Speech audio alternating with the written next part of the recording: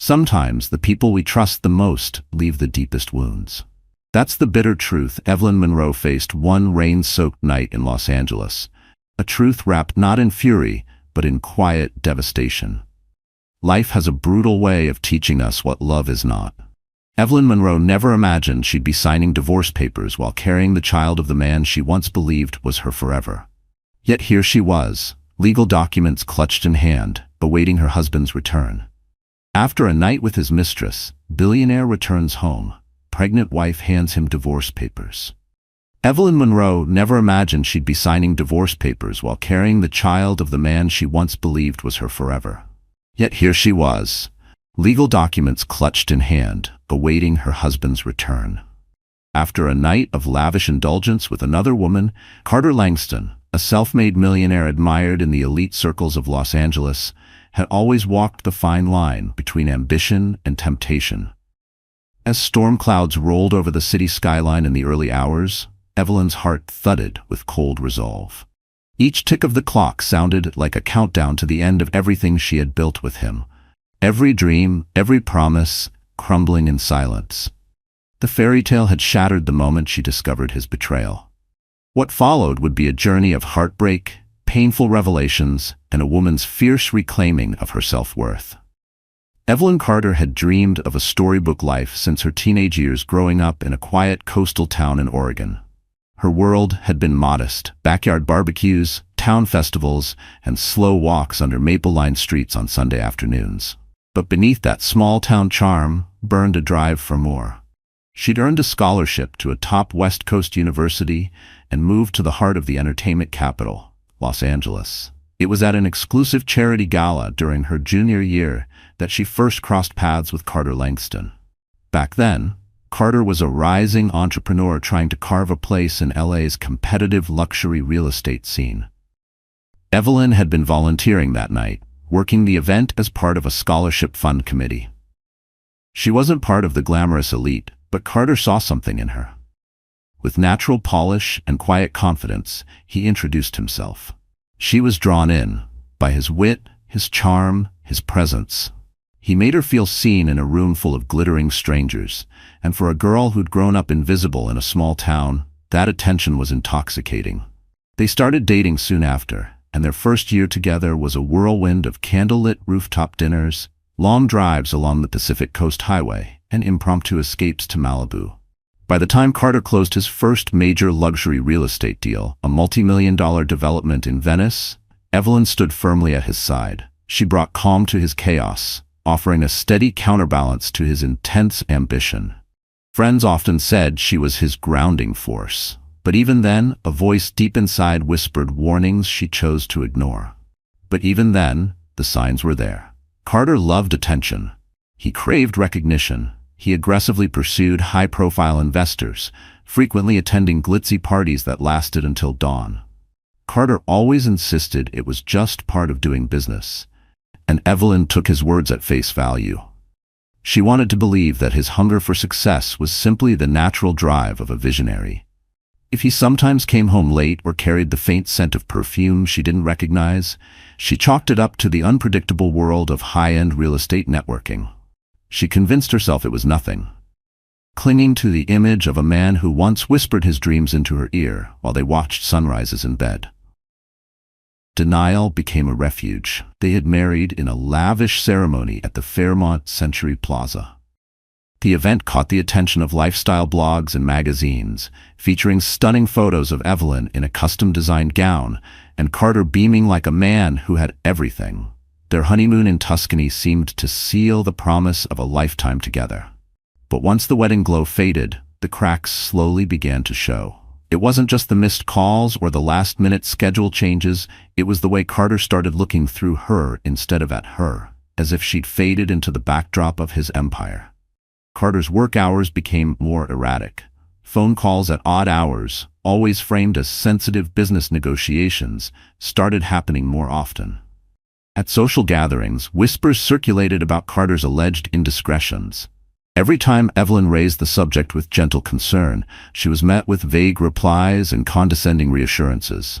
Now, sitting alone in their penthouse in Westwood, 5 months pregnant and exhausted, Evelyn began to see those faint warning signs for what they really were, flashing red alarms.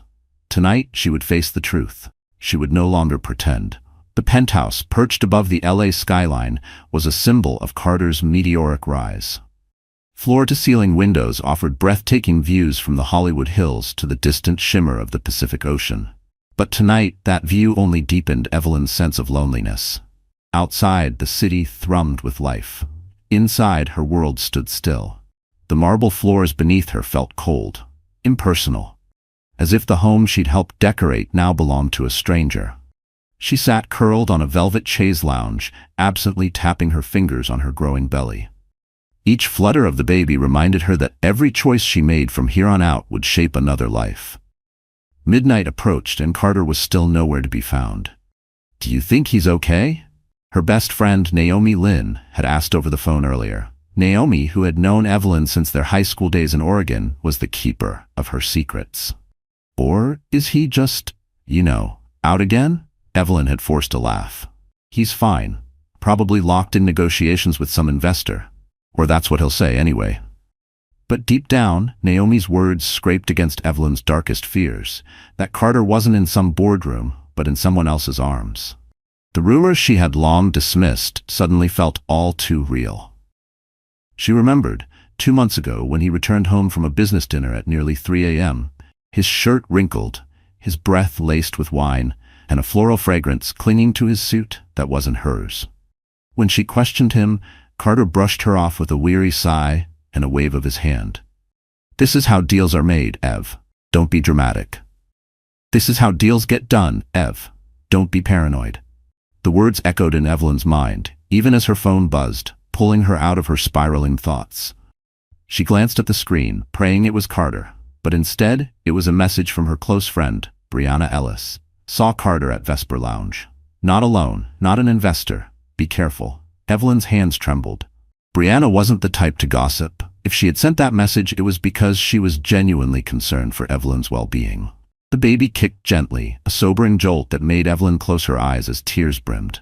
This has to stop. Her resolve solidified like steel. "My child deserves better." "So do I." She rose slowly and made her way across the cool marble of their Westwood penthouse to the master bedroom. Inside the walk-in closet, tucked behind her row of designer handbags, was a manila envelope she had prepared days ago with her lawyer.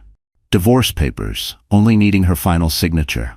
She had prayed it wouldn't come to this. But tonight the truth stood unshakable. Carter Langston had made his choice. And come morning, she would no longer be the compliant wife waiting for a man who had already left her in spirit. At precisely 3:17 a.m., Carter stepped out of the private elevator into the dimly lit foyer. The chandelier above cast ghostly reflections across the polished floor. A dull throb pulsed behind his eyes. Too much champagne, maybe. He adjusted his tailored navy suit, trying to cover the lingering scent of gardenia on his collar, a fragrance that didn't belong to Evelyn. Slipping off his shoes to avoid making noise, he turned toward the living room and froze. She was already there. Evelyn stood partially cloaked in shadow near the grand piano, her posture tense, arms resting protectively over her pregnant belly. For the first time in months, Carter's smooth facade wavered. "Evelyn, why are you still up?" he asked, attempting a steady tone. She didn't answer immediately. In the dim light, he noticed the wariness in her face, the quiet fury just beneath the surface. That image, her robe, her bare feet, her rigid stance, was a harsh reminder that she was carrying the child he had once sworn to cherish. "I couldn't sleep," she finally replied, voice flat, brittle. "I was worried about you." The words felt stiff and unnatural, stripped of their old tenderness. She didn't move toward him. If anything, she seemed braced for impact. Carter forced a grin, the one he used in boardrooms when masking bad news. "I told you, sweetheart, business ran late. You didn't need to wait up." But inside her gaze, he saw more than fatigue. He saw fury, betrayal, and heartbreak on the edge of eruption. Who was she? The question snapped through the silence like an electric current. A flicker of alarm darted across Carter's face. "What do you mean? I was in a meeting," he stammered, trying to gather himself. Evelyn shook her head slowly, tears shimmering in her eyes. "Don't lie to me. Her voice was low, tight with restraint. She stepped closer, eyes locked on his shirt. "I can smell the perfume, and I can see the lipstick, right there." She gestured toward the faint red smudge on his collar. Her hands trembled, but her voice sharpened with rising fury. "The rumors, the excuses, the sudden absences, all of it points to one truth." Carter opened his mouth to spin another lie. But the resolve in Evelyn's tear-streaked face knocked the breath out of him. The image of Vesper Lounge flashed in his mind, glasses clinking, a stranger's lips pressed against his, and soft whispers he never intended to honor. In that moment, he knew there was no more hiding. His silence was all the answer she needed. Evelyn pressed her lips into a thin line, her shoulders squaring. "We're done, Carter." Her voice wavered, but her conviction did not. "I've reached my limit." She turned from him, walking toward the kitchen counter where a folder sat, waiting like a final sentence. Carter's heart dropped as his eyes caught the unmistakable stamp of a legal firm. He'd always feared this day might come, but not like this. Not this soon. Not this final. Evelyn held out the divorce papers with trembling hands. This wasn't just a mistake, not just one more slip-up to be smoothed over in the morning. This was the unraveling of everything they had once believed in. The manila folder seemed to burn under the recessed kitchen lighting, glowing like a cruel verdict. Carter stood frozen, overwhelmed by a wave of regret so forceful it nearly buckled his knees. Evelyn, her composure now glass-thin, laid the folder on the marble island, flipping open the front to reveal the first page. "Complaint for divorce." The words stared back at him in cold legal clarity. "Evelyn, wait. Let's talk," he pleaded, his voice suddenly raw. "We can fix this. Don't do anything drastic." She turned to him, eyes clouded with sorrow but devoid of hope. "Drastic? Carter, I've tolerated your lies for months, maybe years. I gave you every chance." Her gaze dropped briefly to her swollen belly. The grief in her eyes sharpened. "We're about to bring a child into this world, a baby who deserves parents that respect each other." Shame burned through Carter's chest.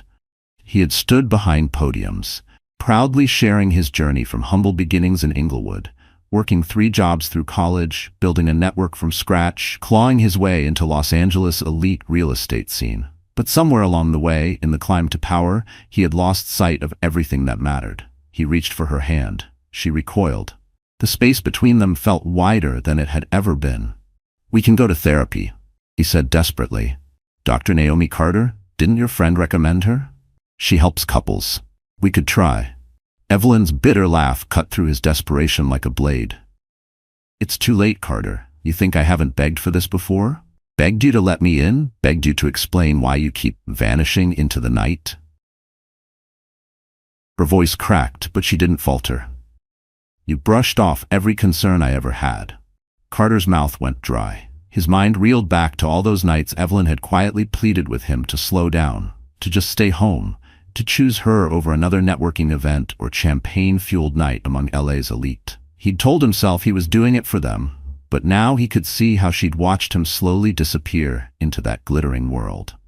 Every promise he broke had brought them closer to this moment. Her eyes shimmered with pain. "I can't let our child grow up in this. Lies, infidelity, constant doubt." With trembling hands, Evelyn flipped through the folder's contents, stopping on the pages outlining asset division, future custody once the baby was born, and the legal grounds for dissolving their marriage. "Sign it. Don't sign it. I don't care anymore. But I'm filing for divorce." Carter's mind spun. He imagined the press. Headlines, business backlash, whispers in boardrooms. But louder than all of that was the reality crashing down on him. The woman he had once promised forever to was ready to walk away for good. And the worst part? He couldn't say she was wrong. Evelyn stepped away, putting the wide-open space of the penthouse's living area between them. Her breaths came in shaky pulls as she tried to still her nerves. She had envisioned this confrontation so many times, had practiced the words in her head until they felt memorized. But nothing could dull the sting of saying them out loud. Carter, motionless by the counter, felt like the ground had vanished beneath him. The man known for dominating real estate negotiations, making million-dollar decisions without blinking, was paralyzed by a sense of powerlessness he'd never known. He opened his mouth to speak, but nothing came. Then a buzz. The sound came from the coffee table. His phone lit up, a series of texts flashing across the screen. Evelyn turned, and her eyes followed the glow, her expression twisted. She didn't need to see the names. That flicker of light said everything. She swallowed hard, blinking back tears she refused to shed. "Do you even realize," she said, her voice shaking with fury, "that this is the worst time you could have done this to me?" Her hand instinctively cradled her belly. "I'm carrying your child, Carter." Her eyes met his, begging, not for excuses, but for truth. "Is there anything you could possibly say that would make this betrayal hurt less?" Evelyn's voice hung in the room like broken glass. Carter's shoulders slumped. He took a hesitant step forward, his voice barely above a whisper. "I know," he said. "I know I was stupid, Ev." His eyes dropped to the floor. "I let everything spiral, business, success, the attention. It swallowed me whole, and somewhere in that chaos, I lost sight of what actually mattered. You. Us. Our baby." Evelyn scoffed, folding her arms protectively over her chest. "Now you realize that?" Behind her, the lights of Los Angeles glittered through the glass walls of the penthouse, their sparkle cold and indifferent, like the city itself was bearing witness to this unraveling. "All those nights I stayed up waiting. All the times I begged you to be honest," she continued, her voice sharpening. "And now you think a last-minute confession is going to fix this?" Carter stepped closer. There was the faint glimmer of tears in his eyes. "I've ruined our marriage," he said, his voice cracking. "I know that, and I hate myself for it." His tone turned desperate. "But if there's even a sliver of a chance, if there's anything I can do, tell me." Evelyn's chest constricted. The part of her that still loved him, that once dreamed of forever, longed to collapse into his arms and pretend this nightmare could be undone. But life had taught her otherwise. She steadied her breath and summoned a mask of calm. "I have no illusions left, Carter. We're done." The words hit him like a wave, and he visibly deflated, like a balloon losing air, the weight of reality crushing in. For a moment, neither of them spoke. The silence pressed in, thick and suffocating. The luxury around them, the curated art, the sleek furniture, the sweeping cityscape, now felt like a cold, silent jury, passing judgment. Evelyn slowly reached forward and closed the folder containing the divorce papers. She inhaled deeply, locking her resolve into place. Tomorrow she would take them to her attorney. She would sign. She would begin again, without Carter Langston. And for all the remorse weighing down his frame, Carter knew deep inside, he may have crossed a line that could never be uncrossed. That night, Evelyn found no sleep. By 5 a.m., she had given up entirely and stood before the towering windows of the penthouse. She watched as dawn stretched its light over the city, smearing the sky with pale pinks and quiet golds. A gentle reminder that life kept moving forward, even when hearts stood still. She rested her hands on her belly, whispering soft words to the child growing inside her. "I promise, little one, you won't grow up in sadness." Carter had slipped away to the guest bedroom hours earlier. But Evelyn doubted he slept either. She could still feel the weight of him lingering in the silence. There was a heaviness pulling at Evelyn's chest, like gravity itself had turned against her. Each step through the silent penthouse felt heavier than the last, the manila folder in her hand pressing down with unbearable weight. By mid-morning, she'd summoned a car service to take her across town, to a quiet apartment in Santa Monica, where her longtime friend and confidant, Naomi Lynn, lived. Naomi opened the door with wide eyes and instant worry, immediately wrapping Evelyn into a warm embrace the moment she saw the tears streaking her face. "Oh, Ev," Naomi murmured, guiding her inside. The apartment was modest, cluttered with postcards from global adventures and coffee table books stacked in every corner. It was a far cry from the sterile perfection of Evelyn's penthouse. But the comfort here was real, and it embraced her in a way marble floors never could. Evelyn sank into the overstuffed sofa, exhaling shakily. "I couldn't stay there," she confessed, her voice thin with exhaustion. "I've filed for divorce, or I will. The papers are done." Naomi's eyes widened slightly, but her voice remained steady as she reached for Evelyn's hand. "Finally," she said softly. "I know this is ripping you apart, but you've been suffering for so long. You and that baby deserve better." A single tear slipped down Evelyn's cheek. "I wanted to believe he could change, that we could find our way back." Her voice cracked. "But every time I gave him a chance, he used it to break my trust again." Naomi gave a quiet nod. She had long seen the late nights, the excuses, the hollow reassurances. She had known, even when Evelyn couldn't admit it to herself. So, what now? Evelyn placed her hand protectively on her belly. I have to think about this baby first. I'll stay here for a few days, if that's okay, until I figure out the next step. You're not going anywhere, Naomi said without hesitation. Stay as long as you need. Then she paused, brows tightening in concern. Have you talked to your attorney? About custody, support? Carter might try to twist things to his advantage. Evelyn flinched at the thought. She knew too well how Carter's wealth could influence outcomes, how charm and power could bend perception. I will, she promised. I won't let him dodge his responsibilities. But I don't want our baby growing up in a war zone either. I'm torn. As she curled deeper into the couch's warmth, Evelyn felt the smallest flicker of peace. Naomi's unwavering support gave her the strength she needed to face what was next. She had made the first move toward freedom, even if it meant walking straight through uncertainty. Less than 24 hours later, Evelyn stood in the glass lobby of Harrington and Fields, one of Los Angeles' most respected family law firms. The modern decor, polished marble floors, clean lines, floor-to-ceiling windows, echoed the cold luxury of Carter's world. Everything about this place screamed control, wealth, precision. Her heart thundered as she approached the reception desk, clutching the manila folder tightly to her chest. A sharply dressed assistant guided her into a sleek corner office, its windows overlooking the humming city streets below. Evelyn was greeted by her attorney, Rachel Torres, a composed, sharp-eyed woman in her early 40s, widely respected for her formidable work in high-stakes family law. Rachel stood as Evelyn entered, offering a firm but kind smile as she gestured to the sleek leather chair across from her desk. Evelyn, she began, her voice warm but clipped with professionalism. I'm truly sorry you're going through this. I've reviewed the initial paperwork you sent over. She slid a few pages across the desk. Given Carter's financial portfolio, we're in a position to petition for substantial alimony and child support. Evelyn nodded slowly, a hard lump rising in her throat. Her fingers trembled slightly as she adjusted the edge of her sleeve, a small movement that betrayed the storm brewing just beneath her calm exterior. I'm not out to ruin him, she said, her voice low. But he's shown he can't be trusted, not with money, not with honesty. I need to make sure this baby has everything it needs, no matter what.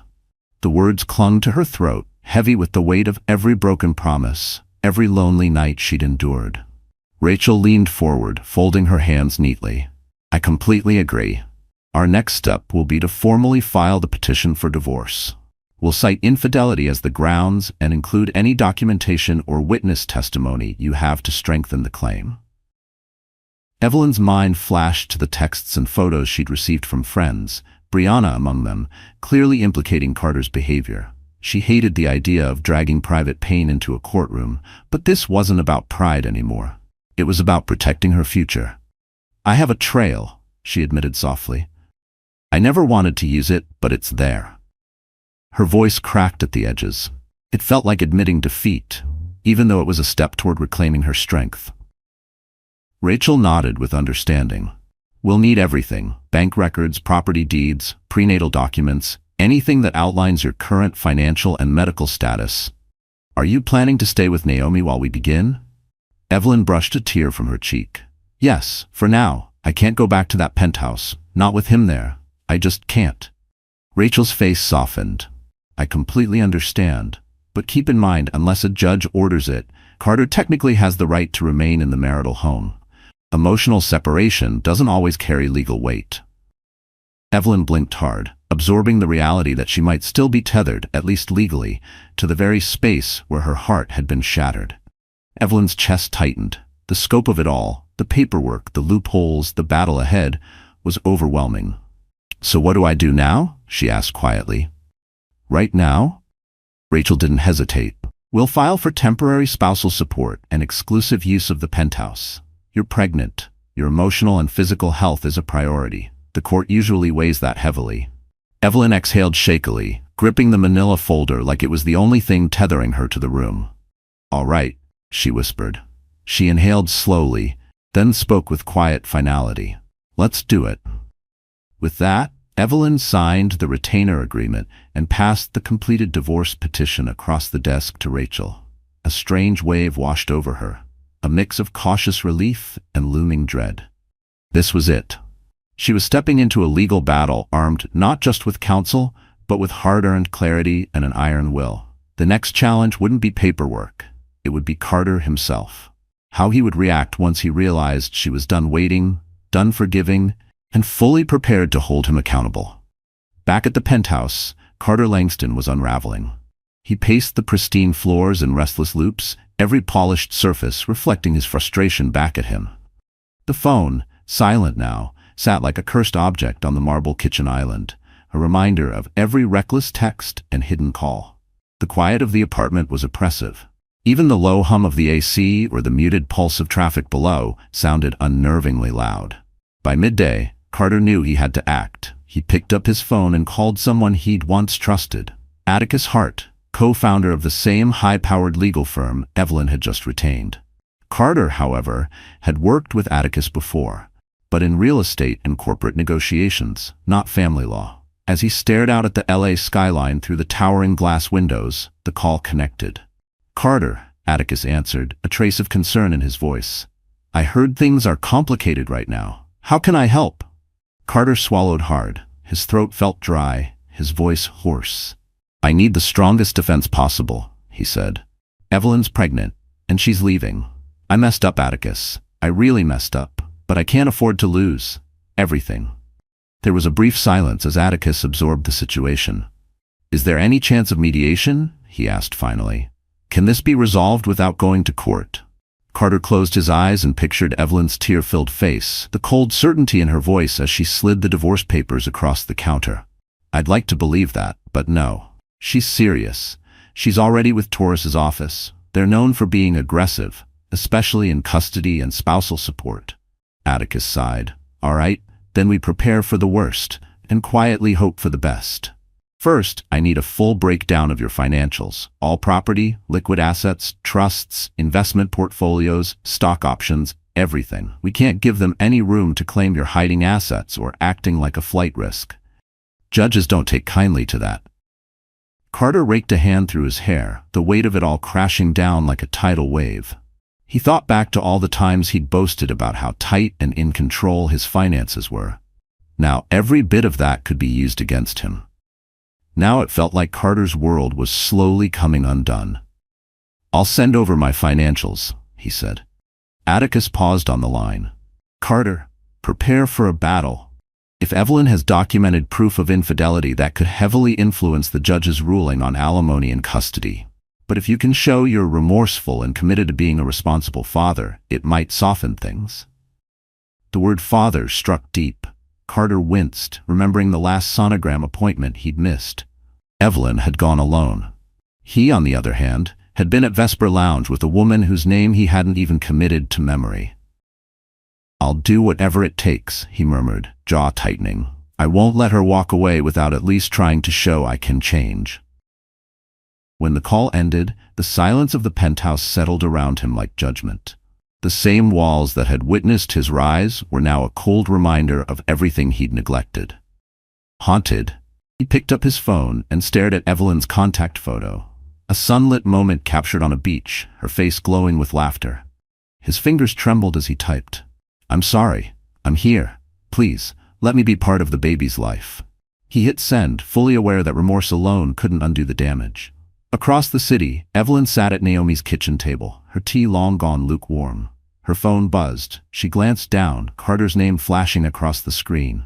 She read the message, apology, regret, and a plea to be present for their child, and felt her chest tighten.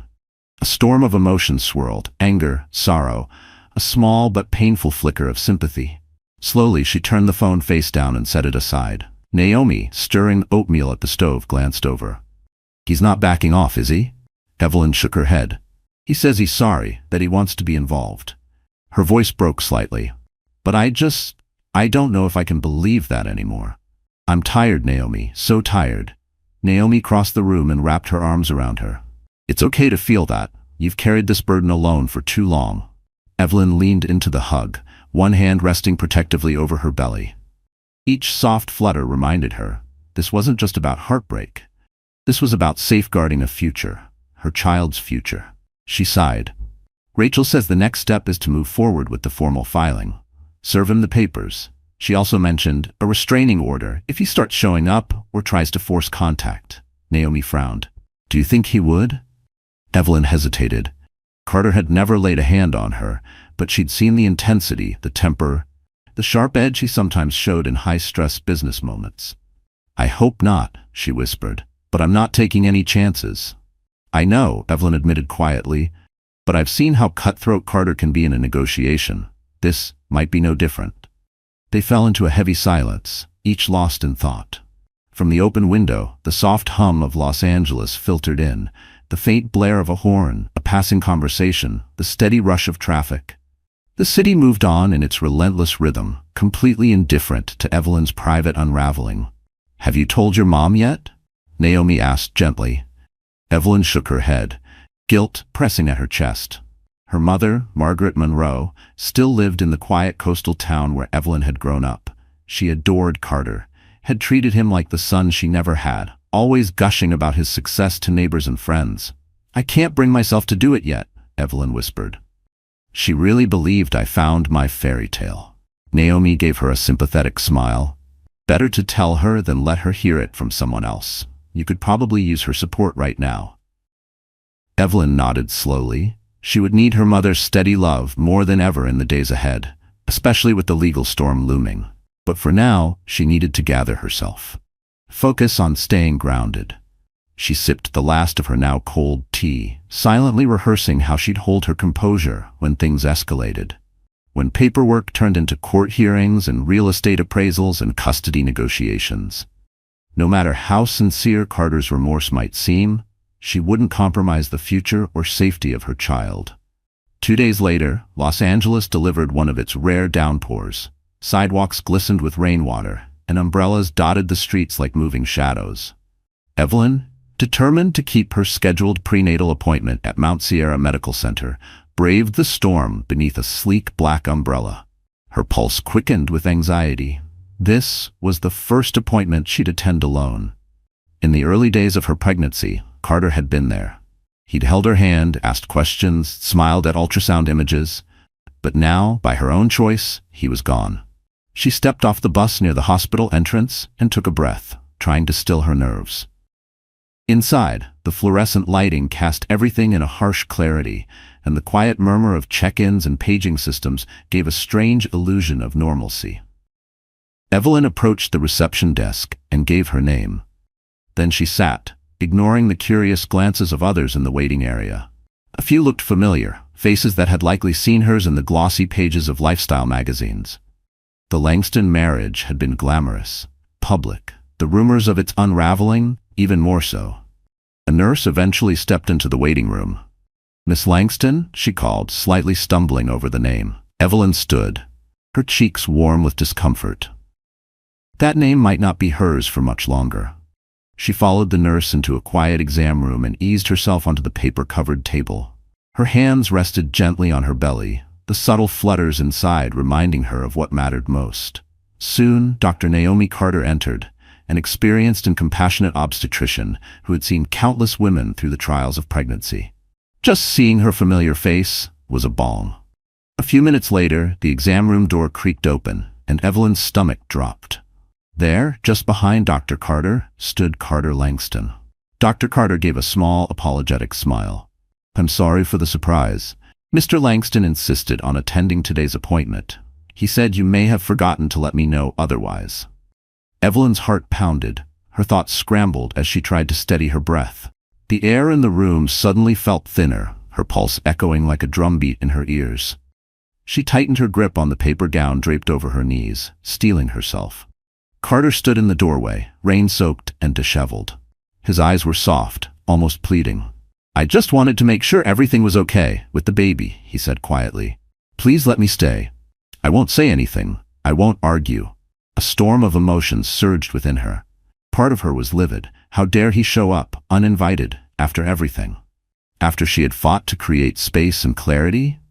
The nerve, the gall, After nights spent crying alone while he chased distractions that didn't carry his name or his child. And yet, another part of her, the part that still remembered the way he lit up during that first ultrasound, wavered. She could still hear the joy in his laugh that day, feel the warmth of his hand on hers as they watched the heartbeat flicker on screen, a memory sharp as glass, cutting through her resolve. She met Dr. Carter's gaze, unsure. "It's entirely your decision," the doctor said gently. "If you'd prefer I ask him to wait outside, I will." Evelyn's jaw clenched, but she gave a faint nod. "He can stay." Her voice was tight, controlled. Carter took a seat near the exam table, folding his hands in his lap with a silence uncharacteristic of him. His usual confidence was gone, replaced by something far more uncertain, regret wrapped in quiet desperation. Carter moved through the appointment, checking measurements, asking about symptoms, monitoring Evelyn's vitals, while Carter sat stone still, his eyes flicking between Evelyn's face and the fetal monitor. Then came the soft, whooshing sound of the baby's heartbeat. Evelyn's breath caught in her throat.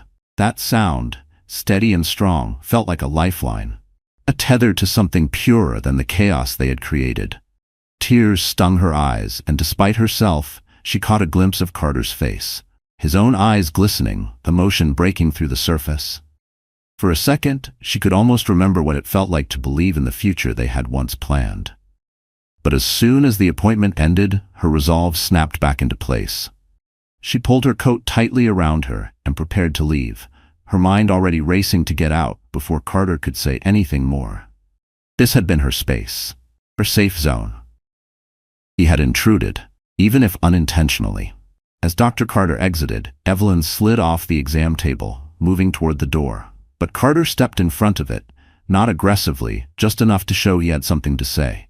"Thank you for letting me stay," he said, his voice low, aware of the busy hallway outside. "I know you didn't have to." Evelyn kept her eyes on her coat zipper, fingers working it up slowly. "Don't read too much into it," she replied flatly. "I just didn't want a scene in the middle of a hospital." Carter nodded, sorrow etched across his face. "I get it," he said, voice low. "But there's something I need you to hear, Ev." He paused, as if searching for the exact arrangement of words that wouldn't crumble on impact. "I'm not fighting you because I want revenge," he said carefully. "I'm fighting for us, because I can't imagine my life without you, or our baby." Evelyn's expression tightened. Her anger, sharp and pulsing, surged forward to drown out any hint of vulnerability. "You couldn't imagine life without us," she echoed, her voice trembling. "Then why did you throw everything away, for one night, or however many nights, with someone else?" Carter winced. The memory of that careless, short-lived affair stabbed at him. What had felt thrilling for a moment had left scorched earth behind. "I was weak. I got caught up in ego. The attention, the escape, it felt good for a second, but I never stopped loving you." Evelyn instinctively placed a hand over her belly, drawing strength from the life growing within her. "You have a twisted way of showing love, Carter." Tears threatened at the corners of her eyes, but she blinked them back, determined not to unravel in front of him. "Let's not pretend a single apology or showing up at one doctor's appointment changes anything. I've already filed the divorce papers. You'll get them soon enough." Carter's shoulders slumped. He raked a hand through his damp hair, his breath shallow. "What if—" "Just hear me out. What if we tried counseling? I'll do whatever it takes. I'll cut my hours, cut people out, stop going to events, all of it, I swear." But Evelyn's mind flashed to too many nights lying awake alone, missed calls, voicemails, half-hearted excuses whispered in the morning. "I asked you to go to therapy months ago," she said, her voice brittle. "You laughed, said we didn't need some stranger meddling in our marriage." Carter's eyes shone with regret. "I was a damn fool." She exhaled slowly, her chest tight. "You still are, if you think I can forget what you did." With that, Evelyn stepped around him and walked into the hallway. The bustling hospital scene, the hum of monitors, the clipped steps of nurses, families chatting in waiting rooms, felt bizarrely normal compared to the chaos churning in her chest. Carter called her name once, softly, but she didn't look back. There was no space left for him in the path she was walking now. Back at Naomi's apartment, Evelyn shut herself in the guest room, a manila folder of legal documents spread out on the bed beside her. Rachel Torres had sent them over that morning, formal petitions, affidavits outlining Carter's infidelity, and detailed financial disclosures mapping out his entire portfolio. She scanned through them, every page reinforcing the harsh reality ahead. Divorce, custody, rebuilding. A tangle of emotions, grief, strength, anxiety, tightened in her chest. A soft knock on the door. Naomi peeked in, eyes filled with concern. "You okay?" Evelyn set the papers aside and nodded, though her face told a different story. "No," Evelyn admitted softly, "but I'm doing what needs to be done."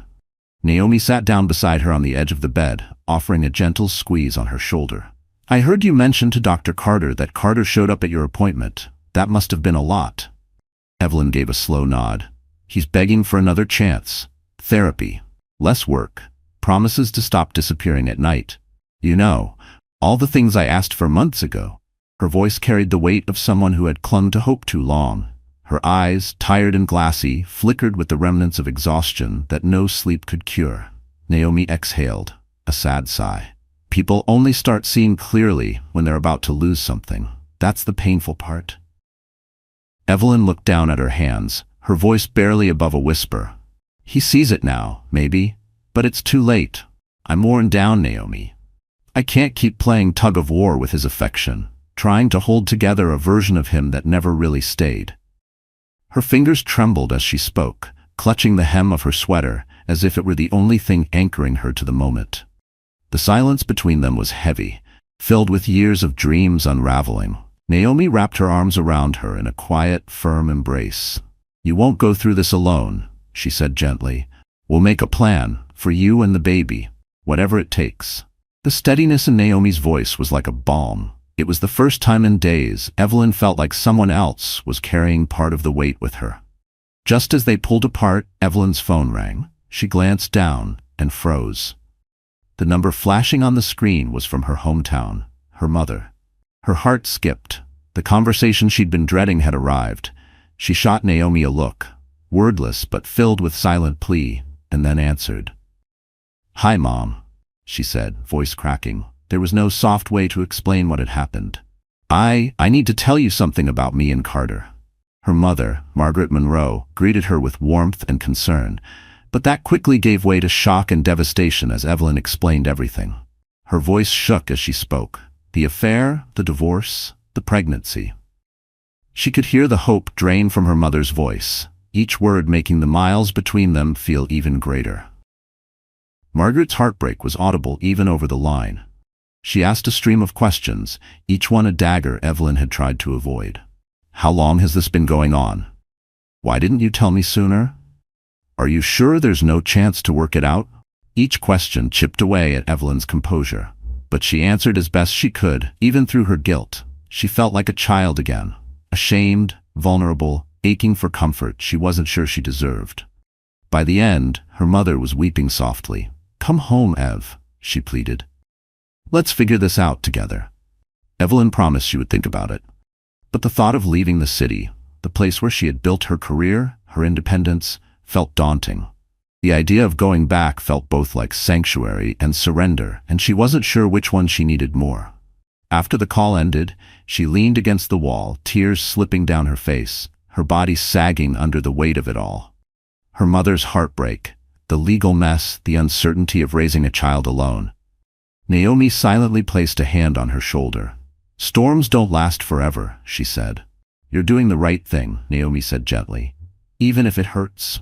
Outside, thunder rolled in the distance, an eerie echo of the storm swirling inside Evelyn's chest. Yet even amid the grief and guilt, she clung to a grounding truth. She was free now, free to carve out a life without deception, without walking on emotional eggshells. 2 weeks later, Los Angeles moved on as if nothing had changed. But for Evelyn, everything had. She remained at Naomi's apartment, slowly piecing together a new version of normal. Morning walks helped ease the aches of pregnancy. Afternoons were spent combing through legal documents with Rachel Torres, and in the evenings she curled up on the sofa, her thoughts drifting between anxiety and hope for what was to come. Rachel had arranged a mediation session, a procedural step required before finalizing the divorce. Both sides, with their attorneys, would attempt to settle outside of court. Evelyn had mixed feelings. She dreaded seeing Carter face to face again. But she also hoped this could accelerate her release from the marriage. On the morning of mediation, she stood in front of the mirror in Naomi's guest room. She wore a simple navy maternity dress, comfortable but strong, a quiet signal of her resolve. She placed her hand on her belly. A small kick met her palm. "We'll get through this," she whispered. The mediator's office sat high in a downtown skyscraper, its minimalist design all glass, metal, and quiet authority. Evelyn entered the room with Rachel beside her. They were guided into a sleek conference room, its wide window revealing a city that seemed wholly indifferent to the turmoil of its people. Carter was already there, seated across the room beside Atticus Hart. He stood when she entered. His eyes, full of conflicted emotion, searched her face. But Evelyn didn't return the look. She calmly set her purse on her chair and sat down. The mediator, Daphne Morales, introduced herself with a practiced grace. She laid out the rules: respect, openness, and a willingness to resolve rather than inflame. Her composed voice briefly tempered the tension. Rachel spoke first. She clearly outlined Evelyn's grounds for divorce: infidelity, emotional neglect, and the need for long-term financial security, especially with a child on the way. She requested substantial alimony, full child support, and sole occupancy of the marital penthouse until the baby reached 1 year old. Carter's brow twitched. But to his credit, he said nothing, restraining whatever urge might have once prompted him to interrupt. When Atticus took the floor, he didn't deny Carter's betrayal. He acknowledged it as a regrettable lapse in judgment. But he urged Evelyn to consider reconciliation. He offered a compromise: a reduced alimony period, moderate child support, and shared custody once the baby was born. That last phrase, shared custody, hit Evelyn like a punch to the chest. Her fingers tightened on the armrest. Evelyn pictured the baby's crib in one home, then another, back and forth. 2 addresses, 2 routines. An infant too young to understand the weight of that disjointed existence. The thought hollowed her. It wasn't just logistics, it was the unraveling of the stability she once promised her child. She imagined the confusion, the ache, the quiet questions the baby would never know how to ask. The hours inched by as they exchanged proposals and counter-proposals. Carter tried more than once to speak directly to her, but Rachel kept the process formal and by the book.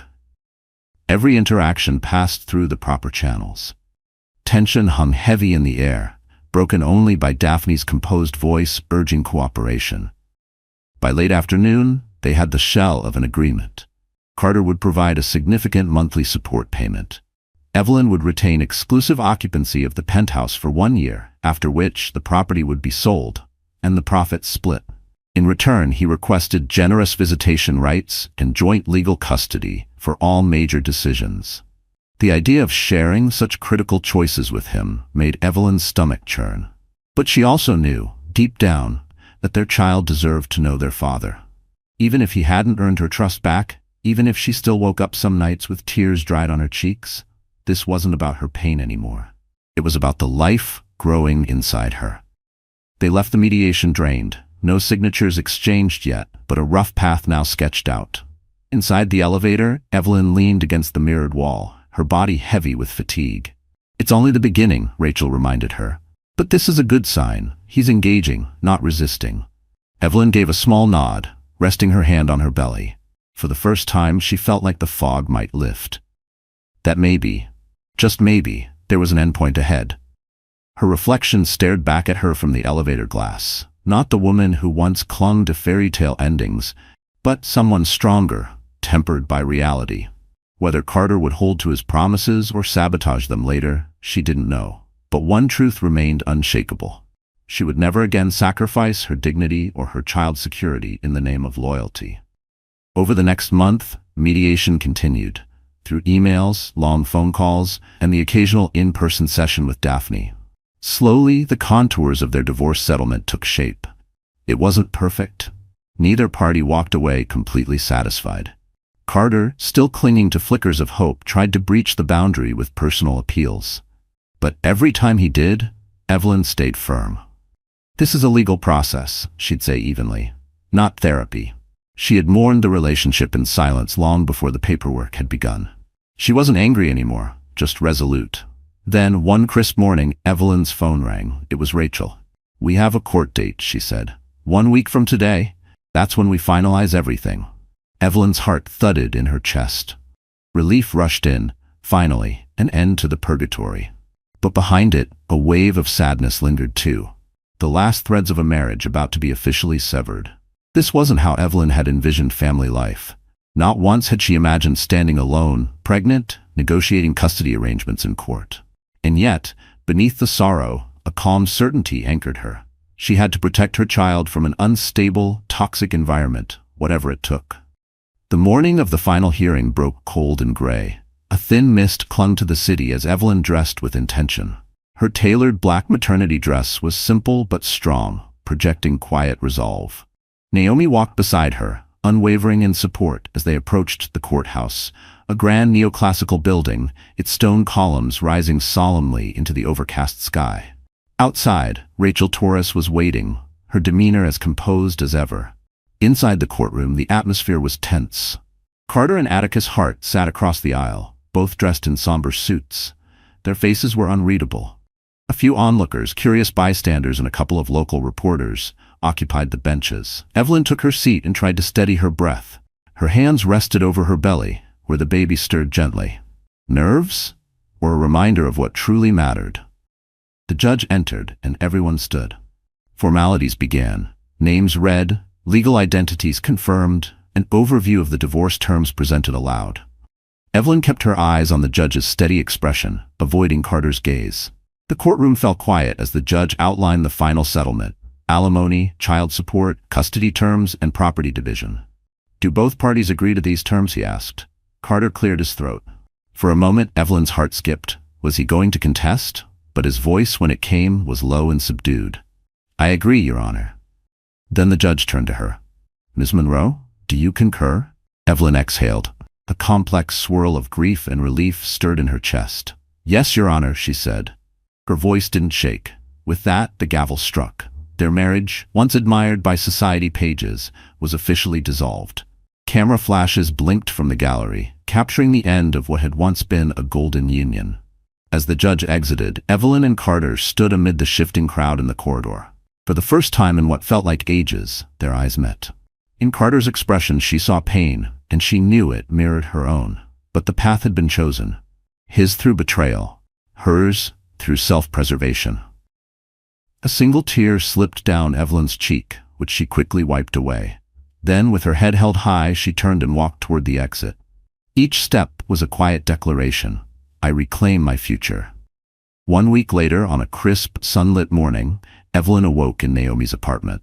Her divorce was officially recorded in the court's ledger, and for the first time in months she felt not sorrow, but possibility. It felt like she had shed an unbearable weight. Yes, she was still pregnant. Yes, there were challenges ahead. But for the first time in a long while, Evelyn felt like herself again. No longer overshadowed by Carter's betrayals, she was reclaiming her identity, redefining her future. The mirror no longer reflected a woman bound by disillusion. It showed resilience, a survivor tracing her own outline from the shards. She moved quietly through Naomi's apartment, preparing a simple breakfast of toast and orange juice. Naomi had already left for work, but left behind a handwritten note on the kitchen table. "You're stronger than you know. Keep going." Evelyn smiled at the gesture, then sat down and opened her laptop. Her inbox chimed with a message from Rachel Torres. Final filing confirmed. Judgment of divorce signed and submitted. It was official. Truly over. A final period to a chapter that once promised eternity. Her fingers hovered over the keyboard, not out of hesitation, but reverence. For what had ended, and for what would begin. Her phone buzzed. A new message from Carter. "I know the marriage is over, but I'd like to be there for the next prenatal appointment. Let me know if that's okay." The emotions came in waves. Disbelief, wariness, a whisper of hope, and the steady, unwavering instinct to protect her child above all. The agreement granted him the right to be present for major milestones. And while Evelyn could sense real remorse in his message, she knew rebuilding trust wasn't a switch that could be flipped. She typed slowly, carefully. "The appointment is next Thursday at 2 p.m. If you want to come, show up. I won't stop you." After pressing send, she sat still, inhaled deeply. Forgiveness wasn't a door she was ready to open, but boundaries, firm, calm, necessary, would guard her steps forward. Her priority was their child. And if Carter wanted to be a father, she'd give him the chance. But always under her terms, always under her watchful care. Later, Evelyn began researching apartments online. She had enough from the settlement to get a fresh start. Part of her yearned for a quiet place in Brooklyn, not far from where she first fell in love with the city's rhythm. Another part considered her childhood hometown. A slower life, simpler days, peace. For now, she had time and options, and that, she decided, was enough. The open road didn't frighten her anymore. It felt like possibility. That evening, she curled up on the sofa, flipping through a baby name book. Adeline, Sebastian, Eliana, Jude. She smiled, imagining a life that belonged solely to her and her child, a future untouched by betrayal, a future where love was no longer begged for, but built from wholeness. A quiet wave of gratitude crept in. The pain had shaped her, but it hadn't broken her. Evelyn Monroe's story is a powerful reminder. Even the most dazzling love stories can fracture under the weight of deception. What began as a fairy tale ended in betrayal. But through heartbreak, legal hurdles, and immense emotional reckoning, Evelyn found something far more precious: her voice, her independence, and her strength as a mother. So the story is over, our wonderful friends. Are you still here at this hour? If you are, then something in Evelyn's journey must have touched a part of your heart. Maybe it echoed a struggle of your own, or reminded you of someone you love. Either way, take a deep breath with me right now, because what Evelyn's story leaves us with is a truth we often forget. Life doesn't fall apart in a single moment. It unravels slowly through overlooked signs and silenced intuition. But healing? That too is a process, and it begins with one brave decision to choose yourself, to protect your peace, to say, I am worth more. Evelyn's strength wasn't in how loudly she fought, but in how quietly she rebuilt. That's the lesson. You don't need permission to begin again. You don't need applause to walk away from what breaks you. As author Cheryl Strayed once said, you don't have a right to the cards you believe you should have been dealt, but you do have a responsibility to play the hell out of the ones you're holding. So whether you're grieving, healing, or still unsure where to start, this is your sign. Take the next small step. Reclaim your voice. Define your own ending. And if Evelyn's story moved you, if it gave you courage or comfort, please like this video, share it with someone who might need it too, and don't forget to subscribe. There are more stories ahead, and we want you here for all of them. You're stronger than you know. And your next chapter? It's waiting. With love. Until next time.